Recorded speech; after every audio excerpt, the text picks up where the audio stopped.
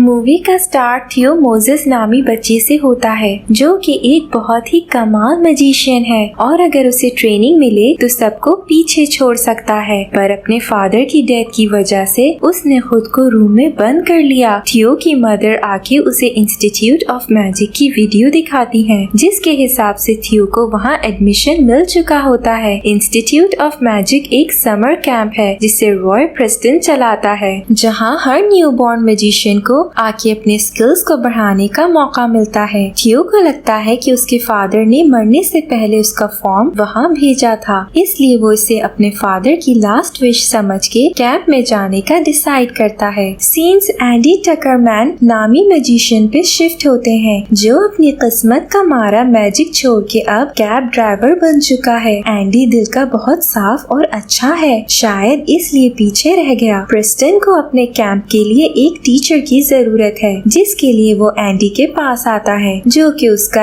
X student भी रह चुका है, पर एंडी इस जॉब से मना कर देता है ये कहते हुए कि क्रिस्टीना डार्कवुड के धोखे के बाद से उसने मैजिक छोड़ दिया है। क्रिस्टीना एंडी की एक्स पार्टनर और गर्लफ्रेंड थी जो कि अब एक सोलो फेमस मैजिशियन है, पर फिर भी प्रेस्टन उसे इस ऑफर के बारे में सोचने का कहता है। थियो अपनी मदर के साथ कैंप में पहुंचता है। एंडी भी प्रेस्टन की ऑफर एक्सेप्ट करके वहां पहुंच जाता है, पर सब क्रिस्टीना के फेमस होने की वजह से उसे अटेंशन देते हैं जो एंडी को बहुत जेलस कर देता है। प्रेस्टन सब स्टूडेंट्स को बताता है कि ये ईयर के एंड पे टॉप हैट कंपटीशन होगा, एक ग्रुप को गोल्डन हैट मिलेगी और बेस्ट एक्ट पे एक स्टूडेंट को गोल्डन वॉन्ड मिलेगी। इसके बाद वो बच्चों को कैंप के टीचर से इंट्रोड्यूस करवाता है जो एक एक करके अपनी अपनी मैजिक ट्रिक से बच्चों को इम्प्रेस करते हैं, जिसके बाद वो सब बच्चों को उन 4 टीचर्स के ग्रुप में डिवाइड कर देता है। एंडी के पास हार्ट्स केबिन आता है जिसमें सब न्यू बॉर्न यानी वो बच्चे आए हैं जो इस कैंप में पहली बार आए हैं। थियो में कॉन्फिडेंस की कमी है, नेथन को बहुत से एलर्जीज हैं, रुथ बनीस से बहुत ऑब्सेस्ड है, जड एक फेमस मैजिशियन का सन है पर वो खुद इतना अच्छा मैजिक नहीं करता, वीरा एंटी सोशल है, कहीं न कहीं ये सब बच्चे जीरो हैं। वहीं दूसरी तरफ क्रिस्टीना को डायमंड केबिन मिलता है जिसमें लास्ट ईयर का गोल्डन वॉन्ड विनर विक है जो सबको बुली भी करता रहता है, और जेनेल है जो थियो को कहीं न कहीं पसंद करती है और अपने पेरेंट्स के बिजी रूटीन की वजह से एक डिस्टर्ब चाइल्ड बन चुकी है। एंडी अपने ग्रुप की ट्रेनिंग स्टार्ट करता है, वो सबसे आसान ट्रिक से सिखाना शुरू करता है पर उन बच्चों को कुछ समझ ही नहीं आता। एक के बाद एक आसान तरीन ट्रिक में भी वो बच्चे फेल होके कुछ गलत कर देते हैं, जिस पर एंडी के लिए ये समझना मुश्किल हो रहा होता है कि आखिर उसे करना क्या चाहिए। वहीं दूसरी तरफ उसके ग्रुप के बच्चे बाकी ग्रुप्स को इतनी कमाल ट्रिक्स करते देख एंडी पे गुस्सा हो रहे होते हैं कि वो उन्हें ये सब क्यों नहीं सिखा रहा है। आखिर में तंग आके एंडी पीछे हटने का डिसाइड करता है और प्रेस्टन से जाके कह देता है। प्रेस्टन उसे समझाने की ट्राई भी करता है पर एंडी कुछ भी सुने बगैर अपना सामान लेने केबिन में आता है, जहाँ थियो को ऐसे कमाल वे में कार्ड्स को फ्लिप करता देख वो हैरान रह जाता है। वो थियो को बताता है कि अच्छे से अच्छा मैजिशियन 2 हाथ से भी ये करते वक्त 10 बार सोचता है और उसने इतनी आसानी से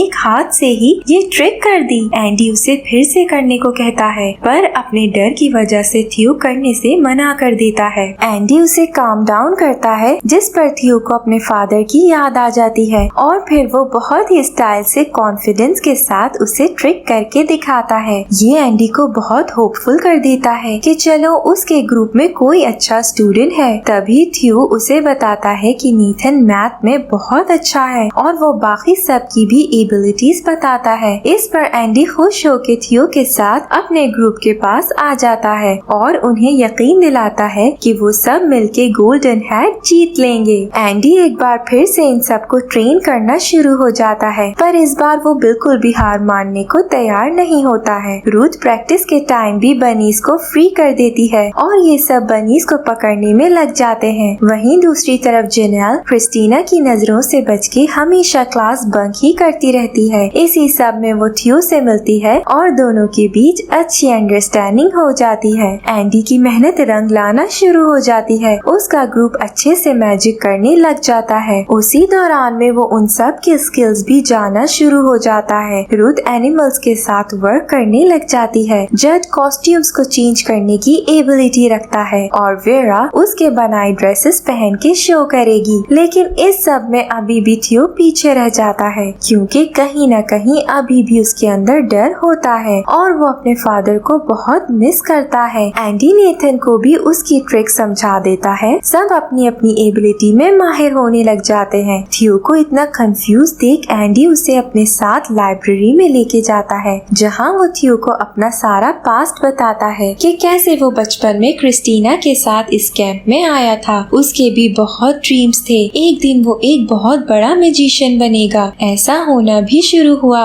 उसने और क्रिस्टीना ने मिलके पार्टनर्स की तरह बहुत फेम हासिल की। पर फिर क्रिस्टीना ने एंडी को धोखा देके सोलो शोज करना शुरू कर दिया। एंडी ने भी ऐसा करने की ट्राई की, पर उसकी किस्मत ने उसका साथ नहीं दिया और अब वो बस एक कैब ड्राइवर है। एंडी थियो को बहुत मोटिवेट करता है कि वो अपने ड्रीम्स पूरे कर सकता है और एक बहुत बड़ा मैजिशियन भी बनेगा। दोनों के बीच अच्छा बॉन्ड बन जाता है और थियो कहीं न कहीं एंडी की बातें समझ भी जाता है। सीन्स जेनेल पे शिफ्ट होते हैं, जो फिर क्लास बंक करके भागने की ट्राई करती है, पर इस बार क्रिस्टीना उसे पकड़ लेती है और नेट से खुद निकलने को कहती है। जेनेल बहुत ही स्टाइल से नेट से बाहर भी आ जाती है और उसका भी क्रिस्टीना के साथ अच्छा बॉन्ड बन जाता है। एंडी थियो को भी अपने एक्ट में मास्टर बनाने का वे सोच लेता है। वो बाकी सबको उसे डिस्ट्रैक्ट करने को कहता है, जिसमें थियो को बस कार्ड्स पे फोकस करके अपनी ट्रिक्स करनी है। थियो ये बहुत ही अच्छे से करता है, जिस पर एंडी बहुत खुश हो जाता है। इसके बाद वो अपने सारे स्टूडेंट्स के साथ बहुत अच्छा टाइम स्पेंड करता है। वो सब आहिस्ता आहिस्ता बहुत क्लोज होने लग जाते हैं। इसके बाद वो सब जज के बनाए हुए टीम क्लोथ्स पहन के लंच के लिए जाते हैं, जो सबको बहुत हैरान कर देता है, क्योंकि वो सब उन्हें अपना कंपटीशन ही नहीं समझते। विक उन्हें बुली करना शुरू हो जाता है। वो नेथन को बहुत तंग करता है और इंसल्ट भी करता है। थियो से ये देखा नहीं जाता, इसलिए वो खुद आगे बढ़ के विक की ट्रिक का राज खोलता है, जिसके बाद वो अपनी ट्रिक करता है, जो कि इतनी कमाल होती है कि सब हैरान ही रह जाते हैं। ये चीज विक को बहुत जेलस करती है और वो थियो के कार्ड्स जला देता है, जो कि थियो को उसके फादर ने दिए थे। थियो बहुत अपसेट हो जाता है। रात थियो अपने ग्रुप के आगे अपना दुख रखता है कि उसे वो कार्ड्स कितने अजीज थे। इसके बाद एक एक करके ग्रुप में सब बच्चे अपनी अपनी कमजोरियों और डर शेयर करने लग जाते हैं। लास्ट में एंडी भी अपने दिल का हाल सबके आगे रखता है और उन्हें सच भी बता देता है कि वो कोई फेमस मैजिशियन नहीं है, बल्कि एक कैब ड्राइवर है। जब वो सब जेनेल को थियो को देखते हुए पाते हैं, तो जोर जोर से शाउट करने लगते हैं कि थियो जेनेल को पसंद करता है। जिसके बाद थियो और जेनेल साथ क्वालिटी टाइम गुजारते हैं। रात सबके सोने के बाद विक डायमंड ग्रुप के साथ हार्ड ग्रुप से बदला लेने का डिसाइड करता है। सुबह उठ के हार्ड ग्रुप के लोग देखते हैं कि रात उन सबको किसी ने टाई अप कर दिया था। यही नहीं, उनके सब प्रॉप्स भी डायमंड ग्रुप ले लेता है और इससे बुरा वो ये करते हैं कि इन सब के थीम्ड क्लोथ्स को भी छोटा कर देते हैं। एंडी के ग्रुप के सब बच्चे बहुत डिसहार्ट हो जाते हैं। उन्हें लगता है कि सब खत्म हो गया है और अब वो कुछ भी कर ले कंपटीशन नहीं जीत सकते। उन सबको लगता है कि इस सब में क्रिस्टीना मिली हुई है और वो एंडी को हराने के लिए इस हद तक गिर गई है कि अब बच्चों को भी नहीं बख्शा। एंडी उन्हें ऐसे मायूस नहीं देख पाता है। वो उन्हें समझाता है कि कुछ भी हो जाए वो गिव अप नहीं करेंगे। इसलिए वो उन सब को लेके मार्केट जाता है, जहाँ वो उन्हें लाइव लोगों के आगे मैजिक स्किल्स यूज करने को कहता है। ऐसा वो उनका कॉन्फिडेंस बढ़ाने के लिए करता है। रुथ बर्ड्स के साथ अच्छा टाइम स्पेंड करती है। वेरा और जज शॉप में लोगों को अपनी ट्रिक से इम्प्रेस करते हैं। नेथन और थियो स्वीट शॉप में मेजरिंग मशीन के बगैर ही स्वीट्स का सही अमाउंट बता के फ्री स्वीट्स ले लेते हैं। एक अच्छा दिन गुजार के जब ये सब वापस कैंप पहुंचते हैं, तो एंडी भी हिम्मत जमा करके क्रिस्टीना से बात करने चला जाता है, जहां उस पे रिवील होता है कि वो इतने टाइम से क्रिस्टीना के बारे में जो भी सोच रहा था वो सब गलत था। क्रिस्टीना उसके बगैर टीवी मीटिंग के लिए जरूर गई थी, पर वहाँ भी उसने उन्हें यही बोला था कि वो अगर काम करेगी तो एंडी के साथ करेगी, और वो मान भी गए थे। पर जब वो एंडी को ये सब बताने आई तो एंडी सब छोड़ छाड़ के गुस्से में चला गया, इसलिए क्रिस्टीना को मजबूरन अकेले ही शो करना पड़ा। वो बहुत डरी भी हुई थी, पर लोगों ने उसे बहुत पसंद किया और वो अकेली ही हिट हो गई। एंडी को अपनी गलती का एहसास होता है। क्रिस्टीना उसे बताती है कि अभी भी वो उसके बारे में ही सोच रही है, इसलिए उसने लास वेगस के एक शो में एंडी का नाम रिकमेंड किया है। एंडी को कल ही वहाँ जाके शो करना होगा। एंडी प्रिस्टन से ये डिस्कस करता है तो प्रिस्टन उससे फौरन वहाँ जाने को कहता है, क्योंकि फाइनली अब वो टाइम आ गया है कि एंडी अपने ड्रीम्स पूरे कर सकता है। पर एंडी को अपने ग्रुप की फिक्र होती है कि वो उसके बगैर कंपटीशन में कैसे परफॉर्म करेंगे। प्रिस्टन सब संभालने का प्रॉमिस करके उसे फौरन जाने को कहता है और एंडी अपने ग्रुप से मिले बगैर रात को ही निकल जाता है। प्रिस्टन सुबह होने पर एंडी के ग्रुप को उसके जाने का बताता है, जिस पर सब बच्चे अपसेट हो जाते हैं। प्रिस्टन सबको तो नॉर्मल कर लेता है, पर थियो अभी भी सोच में पड़ जाता है कि वो एंडी के बगैर कैसे परफॉर्म करेगा। एंडी अपने शो में बहुत अच्छा एक्ट करता है और लोगों को बहुत इम्प्रेस भी कर देता है। शो का हेड उसे फुल टाइम जॉब पे रखने की बात करता है। एंडी मान तो जाता है, पर अंदर ही अंदर से वो उदास होता है कि अपने बंक की परफॉर्मेंस नहीं देख सकेगा। प्रिस्टन शो के स्टार्ट होने से पहले एंडी के ग्रुप को बताता है कि वो टाइम पे वापस नहीं आ सकेंगे। वो सब फिर से अपसेट तो होते हैं, पर एंडी की बातें ध्यान में रख गिव अप नहीं करते हैं और उसका नाम रोशन करने का फैसला करते हैं। शो स्टार्ट होता है और सब बच्चे एक के बाद एक कमाल ट्रिक्स के साथ आते हैं और ऑडियंस को इम्प्रेस करने में लग जाते हैं। ट्रिक्स बहुत ही प्रोफेशनल और किसी अच्छे मैजिशियन की निशानी दे रही होती हैं। थियो एंडी के ना होने पर परफॉर्म करने से इनकार कर देता है। तभी प्रिस्टन उसे एक वीडियो दिखाता है, जिससे थियो को पता चलता है कि उसके लिए कैंप में अप्लाई करने वाले उसके फादर नहीं थे, बल्कि उसकी मदर थी। थियो को लगता था कि उन्हें मैजिक का कोई शौक नहीं है और ना ही थियो की फिक्र है, पर ये देख के वो बहुत शर्मिंदा होता है। प्रिस्टन थियो को एंडी का मैसेज भी देता है कि जब स्टेज पे जाए तो अपने आसपास जरूर देखे, उसे वहाँ एक कमाल मैजिशियन जरूर नजर आएगा। वेरा, नेथन, जेनेल सभी कमाल वे में अपनी परफॉर्मेंस करके अपने पेरेंट्स को बहुत प्राउड फील करवाते हैं।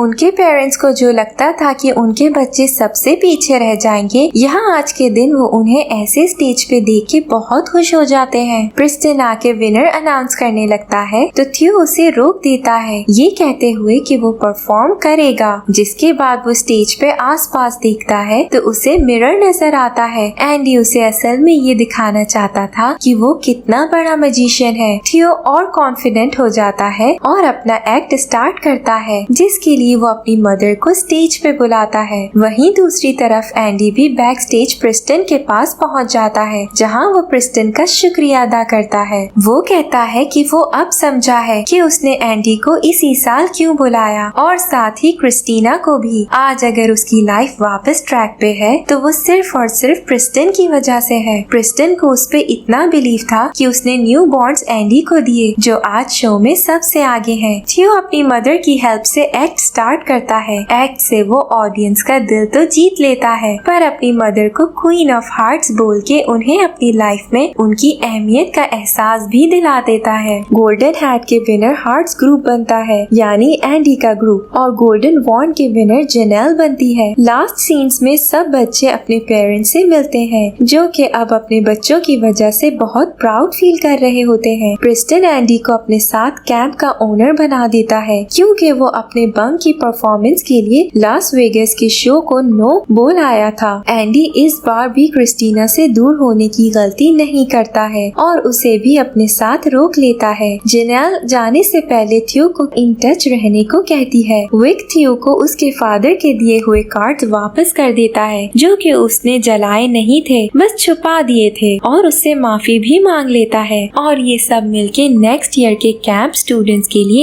एक कमाल वीडियो तैयार करते हैं। वही मूवी एंड हो जाती है। इस मूवी से हमें लेसन मिलता है कि रिलेशंस में ट्रस्ट कितना जरूरी है। ना तो एंडी को क्रिस्टीना पे ट्रस्ट था, ना ही थियो को अपनी मदर पे, पर बाद में उन दोनों को एहसास हुआ कि वो कितने गलत थे और अपनी लाइफ के कितने इम्पोर्टेंट और एहसास करने वाले लोगों से दूर थे। साथ ही ये भी लेसन मिलता है कि कभी भी किसी को किसी से कम नहीं समझ बचना चाहिए। अक्सर खोटे सिक्के भी काम आ जाते हैं और सबसे आगे भी निकल जाते हैं।